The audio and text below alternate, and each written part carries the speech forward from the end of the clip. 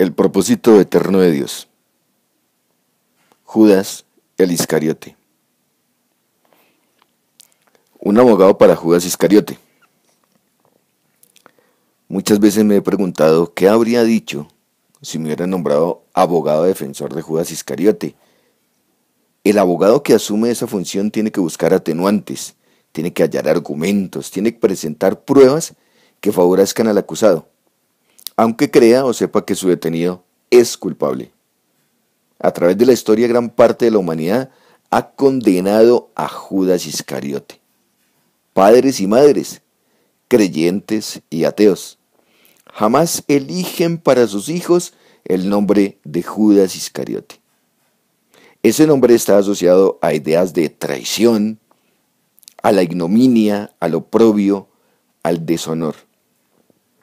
La palabra Judas se usa en los grupos políticos o en la sociedad entera para calificar a los desleales, los pérfidos, los infieles. Ni siquiera la existencia de otros personajes de la antigua historia cristiana, también llamado Judas, hermano del Señor, Judas Tadeo o Lebeo, hijo de Jacobo, Judas de Damasco, Judas Barsabás. Ha despojado a ese nombre de su marco siniestro. Quizás muy pocos letrados hayan imaginado la posibilidad de defender a Judas Iscariote ante un tribunal humano.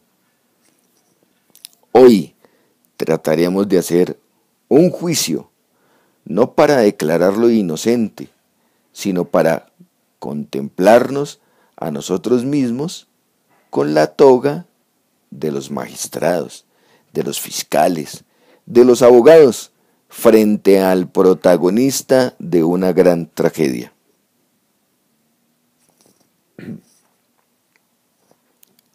La obra de arte estaba en un escenario y los visitantes la mirábamos en silencio desde nuestras butacas. Traté de identificar a Judas Iscariote. Todos los personajes eran jóvenes, todos eran agradables. No había un solo rostro torvo. Ninguno tenía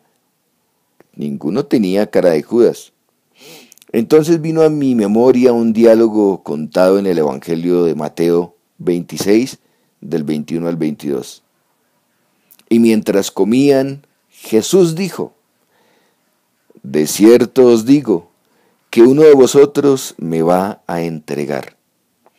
Y entristecidos en gran manera comenzó cada uno de ellos a decirle: ¿soy yo, Señor? A su vez, Lucas, en el versículo 22 al 23, relataba: ellos comenzaron a discutir entre si quién de ellos sería el que iba a hacer esto. La misma escena se describe en el Evangelio de Marcos, capítulo 14, versículo 18 al 19. En otras palabras, en vísperas de la crucifixión, ninguno de sus discípulos suponía que Judas Iscariote sería el traidor. Según dice el Evangelio de Juan, capítulo 13, versículo 21 al 30, cuando Jesús señaló claramente a Judas, le dijo: lo que vas a hacer, hazlo pronto. El relato agrega: pero ninguno de los que estaban a la mesa entendió por qué le dijo esto, porque algunos pensaban, puesto que Judas tenía la bolsa, que Jesús le decía: compra lo que necesitamos para la fiesta, o que diese algo a los pobres. Ellos no imaginaban que Judas Iscariote iba a ser el entregador. El Iscariote tenía cara de inocente. Hoy diríamos, carita de buen cristiano. ¿Por qué? Porque Judas Iscariote había estado junto a ellos en estrecha amistad con todos ellos, todo el tiempo al lado de Jesús. Sin embargo, alguien podría preguntarme, ¿no les había dicho Jesús: uno de vosotros es diablo, como aparece en Juan 6, 70 y 71? Sí, la Biblia aclara que se trataba de Judas, pero en esa ocasión Jesús lo identificó. Aguardó hasta el final. Otros tal vez digan, ¿acaso los demás discípulos ignoraban que, como dice también el Evangelio de Juan, capítulo 12, versículo 6, el Iscariote era ladrón y teniendo la bolsa sustraía de lo que se echaba en ella? Era verdad, pero ellos no lo sabían en ese momento. Tampoco prestaron atención cuando Judas preguntó, ¿soy yo, maestro? Y Jesús le contestó, tú lo has dicho. Mateo 26, 25. Los evangelios se escribieron mucho tiempo después, cuando los pecados secretos del Iscariote ya habían sido descubiertos, pero no podemos olvidar que en la última cena ninguno los conocía. Además, sin que intentemos justificarlo, hasta entonces Judas había practicado un robo hormiga, minúsculo, porque Jesús nunca nadó en dinero. Su bolsa no era abundante. Para pagar el impuesto del templo, el Señor tuvo que recurrir a una moneda que estaba en la boca de un pez. Mateo 7, 24 al 27. Pienso que Judas Iscariote no es un caso aislado de alguien que trata de obtener pequeñas ganancias deshonestas en su ministerio religioso, y me refiero a lo que él hacía antes de traicionar a Jesús. Al juzgarlo por eso, cada uno debe revisar su propia conciencia. Tengamos en cuenta que la última hora, Judas Iscariote tuvo una buena imagen. El acusado. ¿Qué sabemos sobre Judas Iscariote? Su historia es una historia sombría. Iscariote es Iscariot, hombre del pueblo de Cariot, en el extremo sur de Judea. Entre los 12 discípulos era el único de ese lugar. Los demás eran galileos. Jesús invitó a Judas. Lo llamó a servirlo. Le dio una oportunidad y el Iscariote aceptó. ¿Por qué? Porque Judas era joven, entusiasta, lleno de vida y estaba dispuesto a involucrarse en la aventura de seguir a un rabino igualmente joven, caminando junto con él por los caminos polvorientos de Palestina. Jesús no le ofrecía comodidades. Jesús era un maestro que, así como era popular, también era rechazado. Era pobre. Había declarado, las zorras tienen guaridas y las aves de los cielos nidos, mas el Hijo del Hombre no tiene dónde recostar su cabeza. Lucas 9:58. ¿Qué atractivo tendría Jesús que ofrecer a aquel muchacho de una lejana región? Judas debió sentirse fascinado por la personalidad de Jesús. El Iscariote era impulsivo, quizás un fanático. Tal vez veía en Jesús el futuro libertador de Israel, al hombre que desplazaría a Poncio Pilato, a Herodes o a todos los que ejercían el poder. Estaba dispuesto a compartir su destino, su lucha.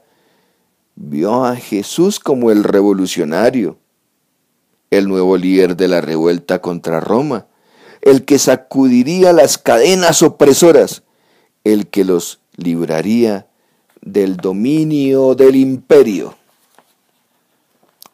Por eso no vaciló en seguir a Jesús.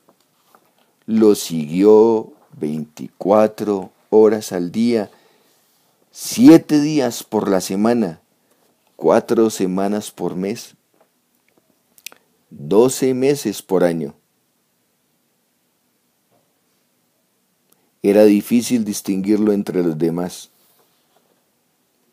como hoy pasa con los cristianos nominales.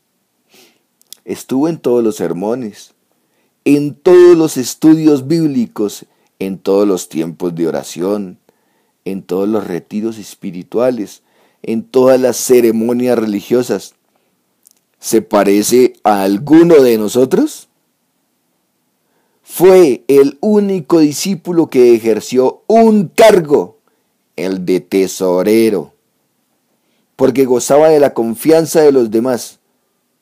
Un día Jesús llamó a los 12 y comenzó a enviarlos de 2 en 2 y les dio autoridad sobre los espíritus inmundos, y saliendo predicaban que los hombres se arrepintiesen y echaban fuera demonios, muchos demonios, y ungían con aceite a muchos enfermos y los sanaban. Mateo 6, 7 al 13. Iban de 2 en 2. Esto significaba que Judas estaba entre ellos. Estaba entre ellos. Quiere decir que el Iscariote predicaba que los hombres se arrepintiesen, que él echaba fuera demonios, que él sanaba a los enfermos. Judas tenía la experiencia de la teoría y la práctica, que la doctrina y del ministerio. Cursó una carrera en el mejor seminario teológico de toda la historia. Era el doctor Judas Iscariote. Había estudiado. Su profesor no fue nadie, nada menos que Jesús. Nunca faltó a clase. Podría haber sido el principal orador en un congreso espiritual. Podía haber predicado en la Cruzada Unida. Pudo haber sido pastor de una gran iglesia. Pudo haber enseñado en un seminario. Pudo haber escrito un libro. Tengamos en cuenta esto. ¿Fue el Iscariote un hipócrita? No lo sé. Judas había dejado su pueblo, su hogar, sus amigos, su entorno familiar, sus bienes materiales, para seguir a Jesús todos los días de sol a sol. ¿Quién de nosotros hace eso ahora? ¿Quién? Los otros discípulos visitaban frecuentemente sus casas de Galilea, pero Queriot se hallaba lejos. No era fácil viajar hasta allí. Judas podía decir al Señor, igual que Pedro: nosotros lo hemos dejado todo y te hemos seguido. Mateo 10:28. Creo que Judas era un muchacho inmaduro, con algunas ambiciones personales, que no entendía la misión redentora del Hijo de Dios, porque confiaba en sus propias vivencias.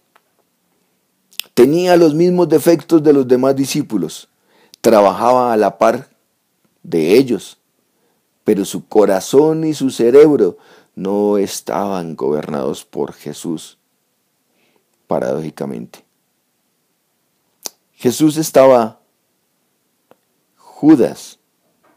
Judas estaba al lado de Jesús y sin embargo se hallaba muy lejos de él. Pensémoslo nosotros.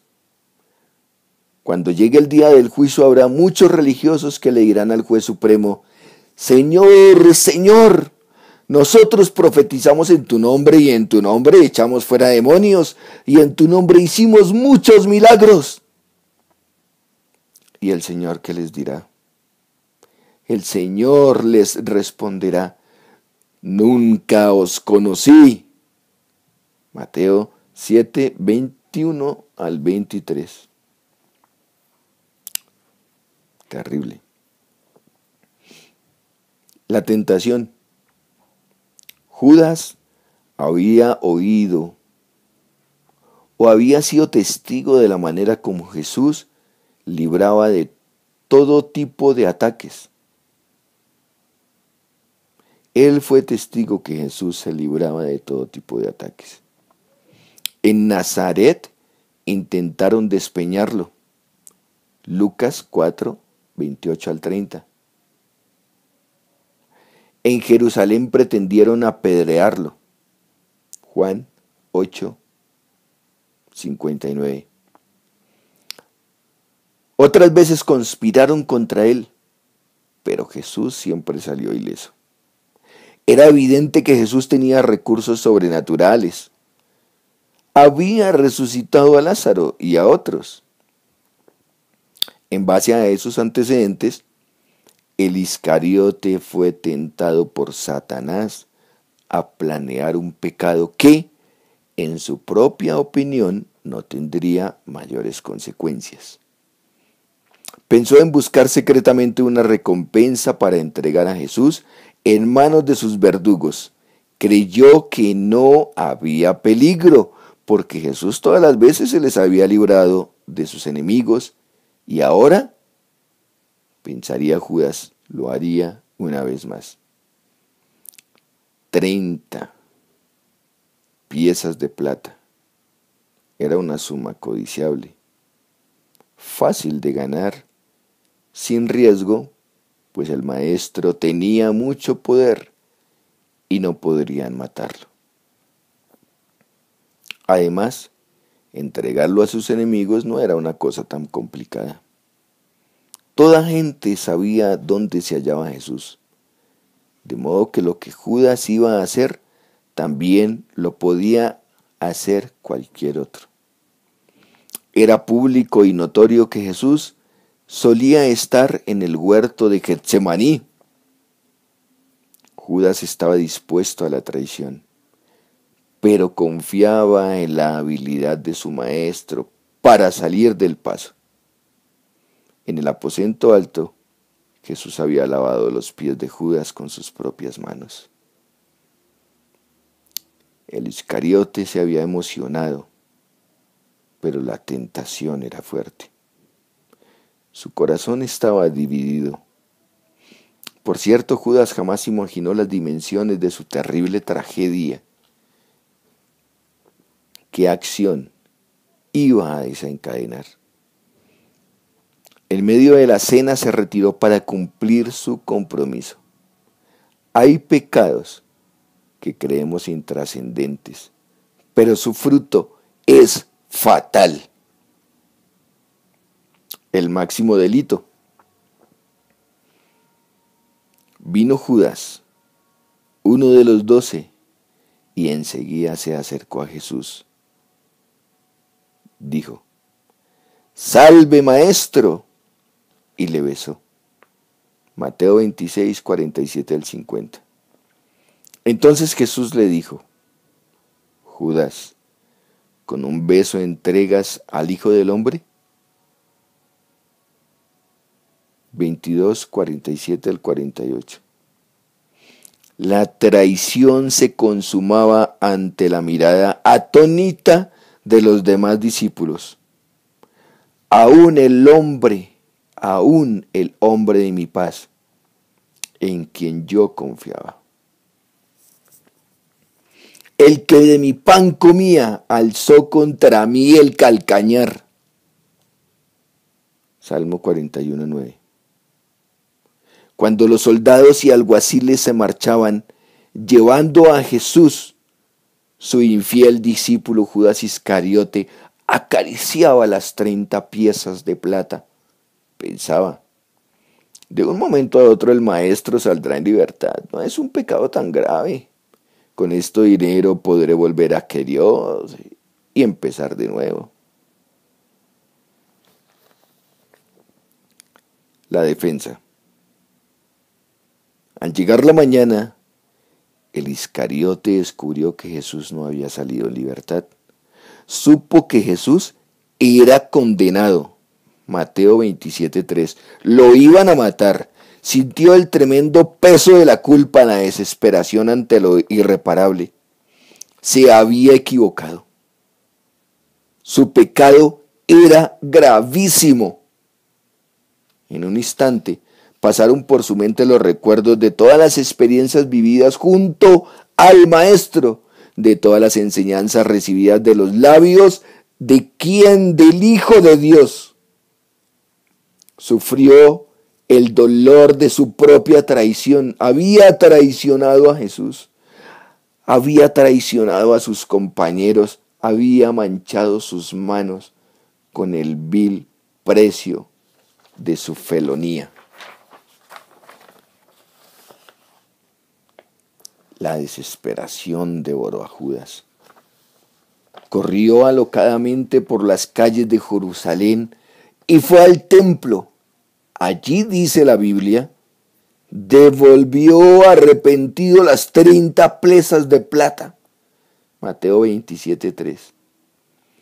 Este es el primer punto de la defensa. Se arrepintió. Su actitud impresionaba como un genuino arrepentimiento.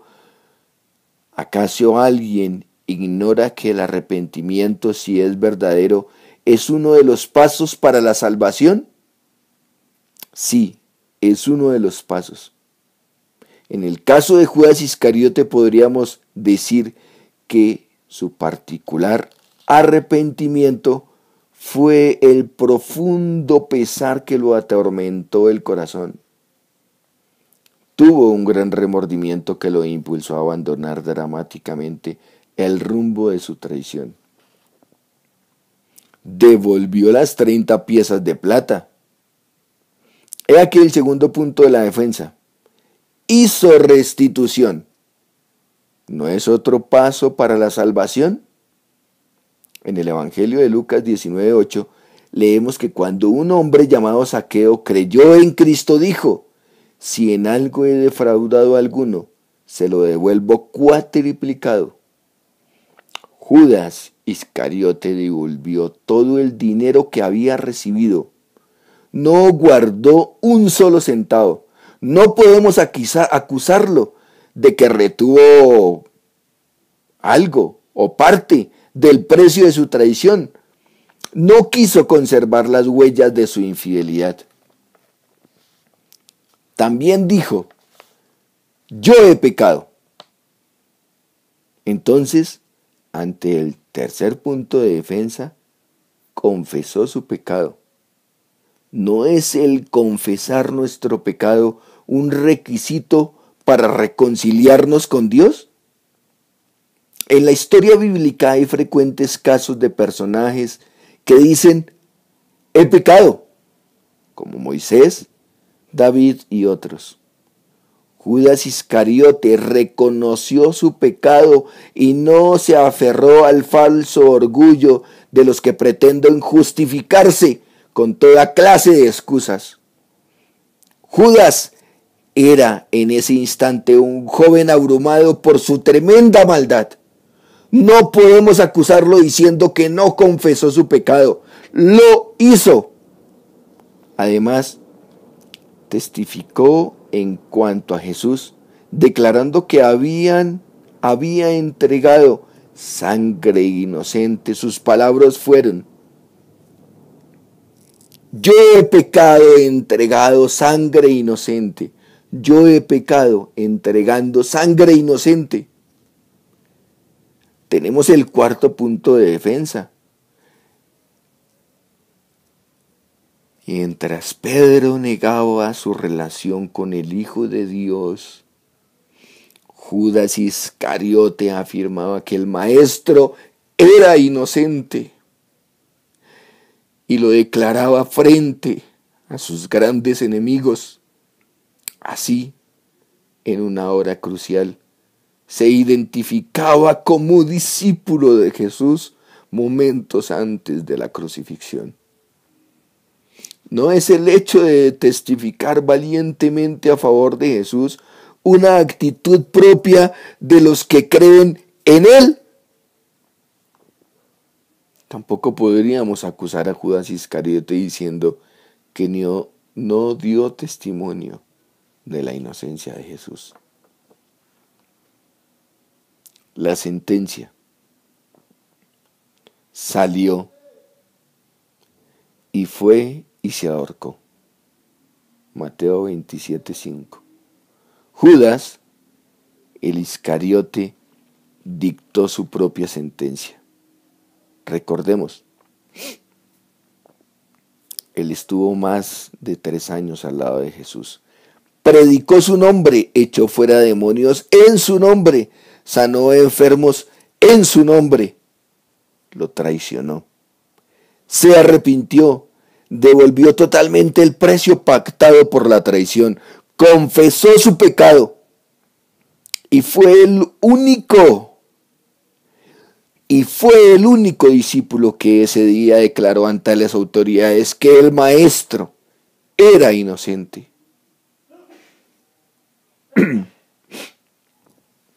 Pero hoy, tristemente, Judas Iscariote está en el infierno. ¿Por qué? ¿Por qué, hermanos?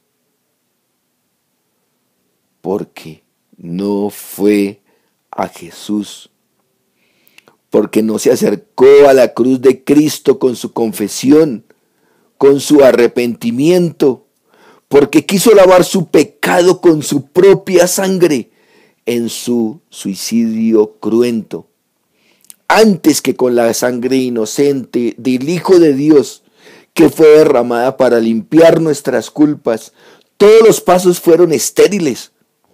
En vez de ir al Señor, fue al templo, a los líderes religiosos, Mateo 27, para encontrar la cruel respuesta que tantas veces nos da este mundo.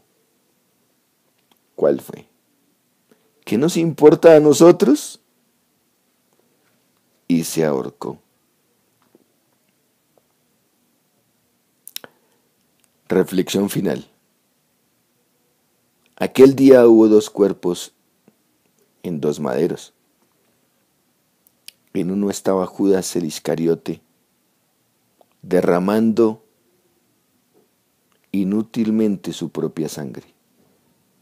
Es más, ahogándose en ella,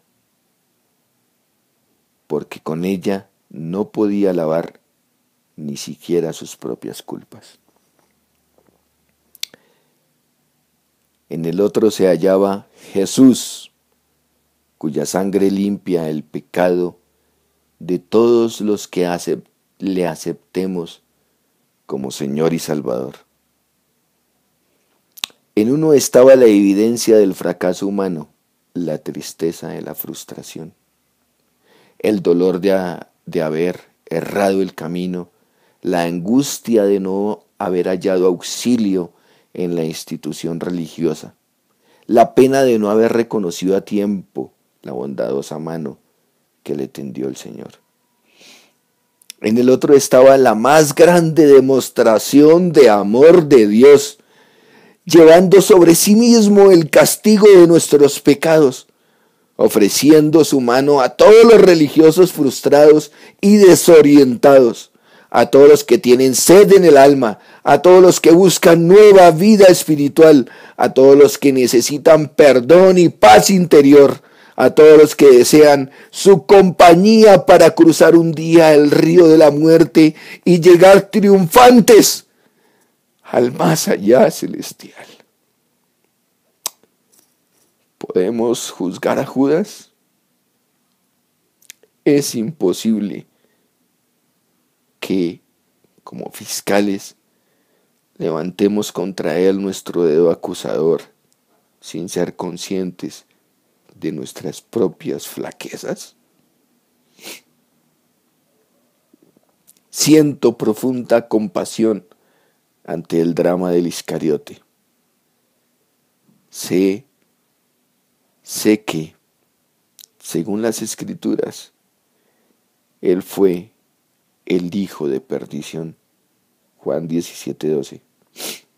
Sé que Satanás entró en él. Juan 13:27. Sé que fue impulsado por una fuerza demoníaca. Juan 13:2. Pero también sé que él quiso salir del lazo a su manera y no pudo. Su intento de deslavar su honor fue desgraciado y fatal. Un día Judas el Iscariote comparecerá ante el Señor en el juicio del gran trono blanco. Apocalipsis 20, 11 al 12. Allí estará el juez supremo. Allí se dictará la sentencia final. Allí el universo contemplará las consecuencias de ignorar o subestimar los privilegios ofrecidos por el Señor. Que nosotros no subestimemos, no ignoremos los privilegios ofrecidos por el Señor. Amén.